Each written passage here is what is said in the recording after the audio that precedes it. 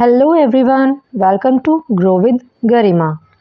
अगर आप UGC NET JRF political science की पब्लिक एडमिनिस्ट्रेशन यूनिट की तैयारी कर रहे हैं तो ये वीडियो आपके लिए बहुत ही खास है, क्योंकि आज हम लेकर आए हैं 20 सबसे इम्पॉर्टेंट और एग्जाम ओरिएंटेड क्वेश्चंस, जिनके आंसर्स और डिटेल्स एक्सप्लेनेशन के साथ आपकी प्रिपरेशन को देंगे एक स्ट्रॉन्ग बूस्ट। तो चलिए बिना टाइम वेस्ट किए शुरू करते हैं। पहला प्रश्न है, पॉलिटिक्स एडमिनिस्ट्रेशन डिकोटोमी का सबसे प्रमुख समर्थक कौन था? ऑप्शंस है, option A Woodrow Wilson, option B Frank Goodnow, option C Luther Gulick, option D Herbert Simon. सही उत्तर है ऑप्शन बी फ्रैंक गुडनो।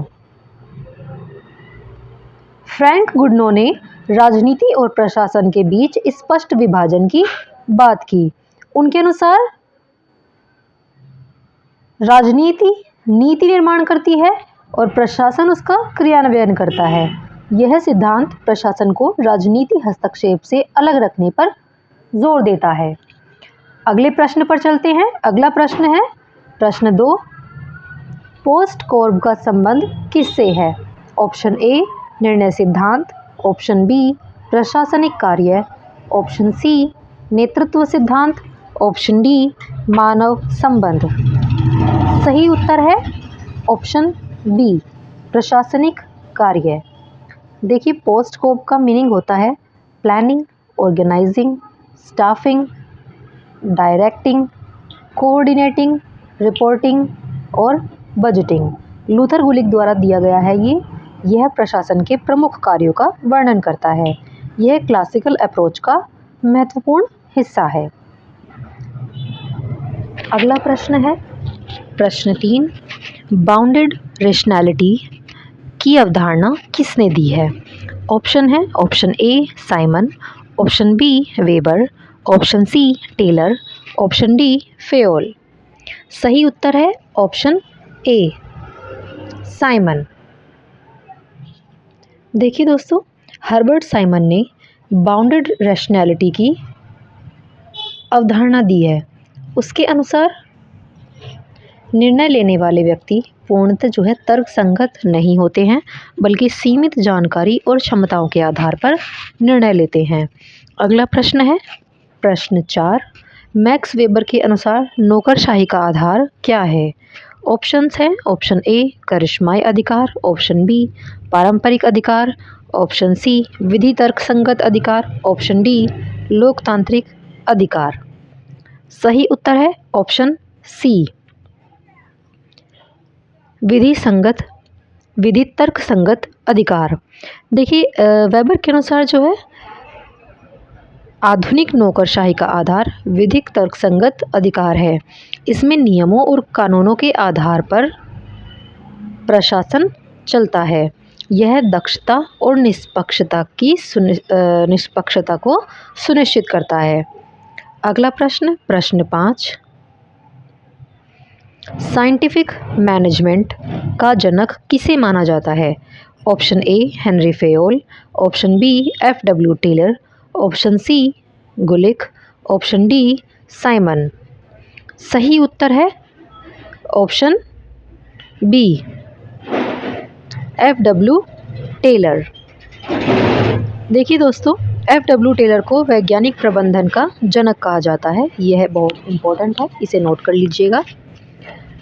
उन्होंने कार्यक्षमता बढ़ाने के लिए समय और गति अध्ययन, टाइम एंड मोशन स्टडी पर जोर दिया था। अगला प्रश्न प्रश्न 6, स्पैन ऑफ कंट्रोल का संबंध किससे है?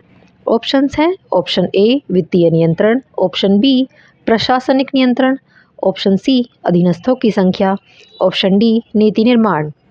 सही उत्तर है ऑप्शन सी अधीनस्थों की संख्या। देखिए, स्पैन ऑफ कंट्रोल से तात्पर्य एक अधिकारी के अधीन कार्य करने वाले कर्मचारियों की संख्या से है। यह संगठन की संरचना और दक्षता को प्रभावित करता है।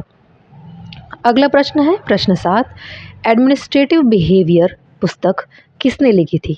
बहुत इंपॉर्टेंट है दोस्तों, ये बार बार पूछी जाती है। एडमिनिस्ट्रेटिव बिहेवियर, ऑप्शन है Gulick, option B Simon, option C Fayol, option D Weber. सही आंसर है ऑप्शन बी साइमन। देखिए हर्बर्ट साइमन की पुस्तक है एडमिनिस्ट्रेटिव बिहेवियर, प्रशासनिक निर्णयों का विश्लेषण करती है।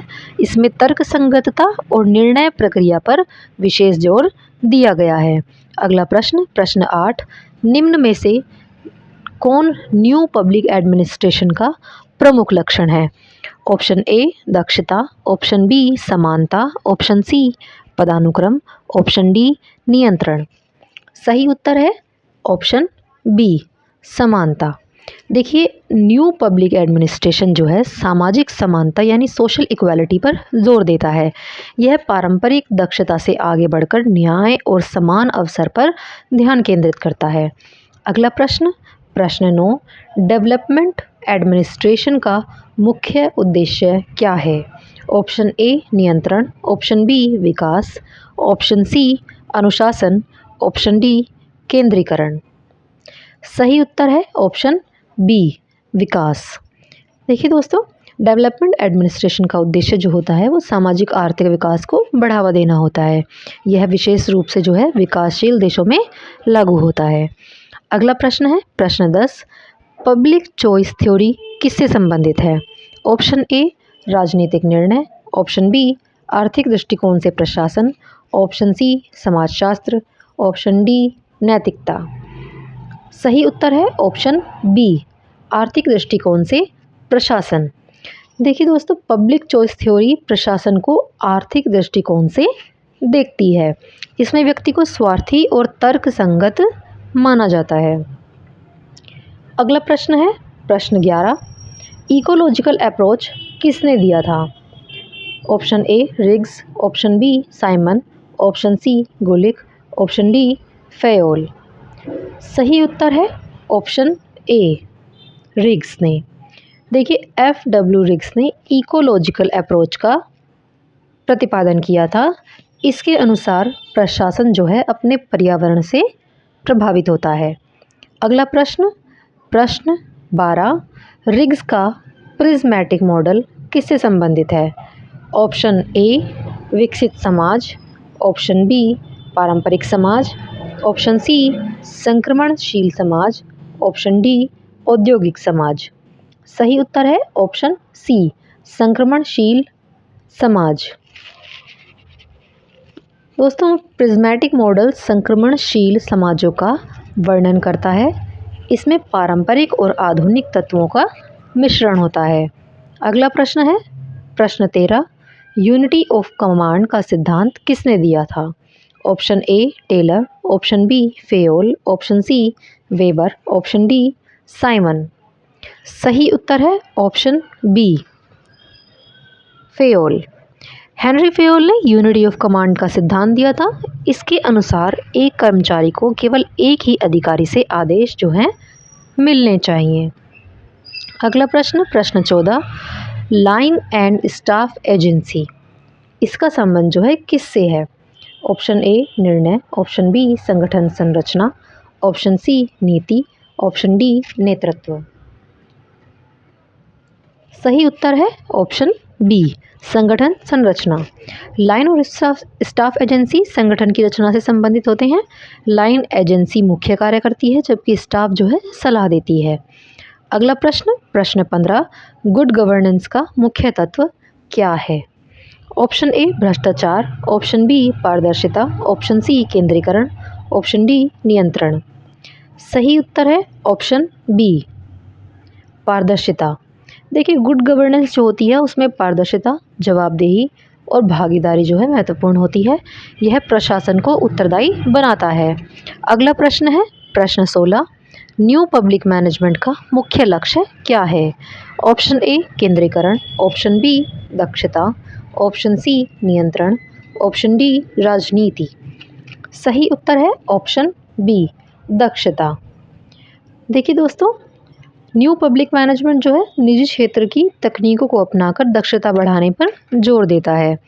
इसमें परिणाम आधारित प्रबंधन प्रमुख है। अगला प्रश्न प्रश्न 17, डेलीगेशन ऑफ अथॉरिटी क्या है? ऑप्शन ए शक्ति का केंद्रीकरण, ऑप्शन बी शक्ति का हस्तांतरण, ऑप्शन सी नियंत्रण, ऑप्शन डी अनुशासन। सही उत्तर है ऑप्शन बी शक्ति का हस्तांतरण। देखिए डेलीगेशन का अर्थ है अधिकारों को अधीनस्थों को सौंपना। इससे कार्यक्षमता और जिम्मेदारी दोनों बढ़ती हैं।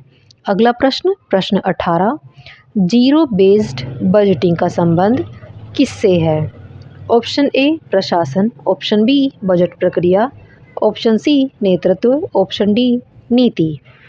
सही उत्तर है ऑप्शन बी बजट प्रक्रिया। देखिए जीरो बेस्ड बजटिंग में हर खर्च को शून्य से शुरू करके उचित ठहराना पड़ता है। यह अनावश्यक खर्चों को कम करता है। अगला प्रश्न, प्रश्न 19, सिविल सर्विसेज न्यूट्रलिटी का अर्थ क्या है?